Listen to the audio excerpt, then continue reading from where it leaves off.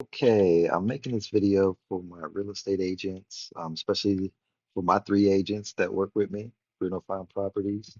I want you guys to understand when evaluating a property as an investment, right? If you're looking at a deal, a house, and you want to know if it makes a good investment, then this is the most important thing to know right here. It's form.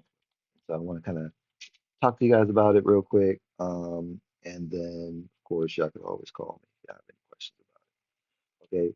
So if you look at a house, how to determine what you are going to offer for the property. What are you going to offer for the property?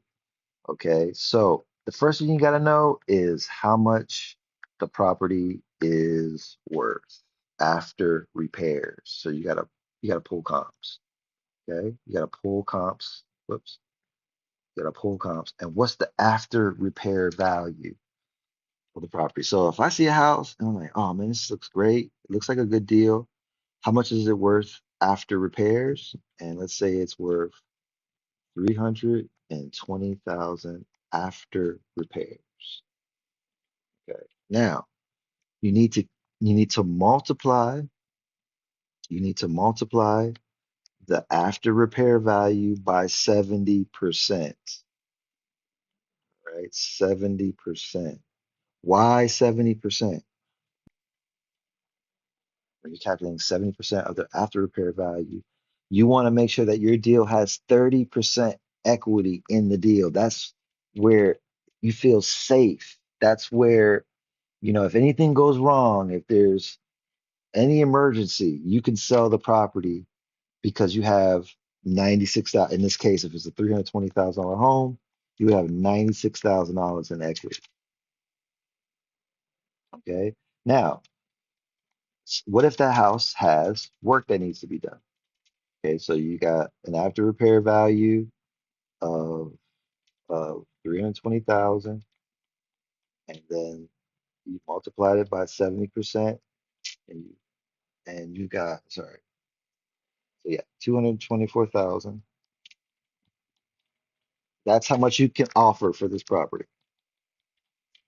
right? So if you are looking at this house and you're like, man, it doesn't need any work. It doesn't need any work at all. Like, wow, okay.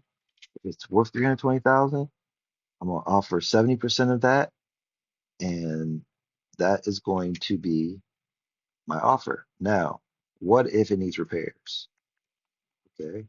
So if it needs repairs, you have to deduct that from this number right here.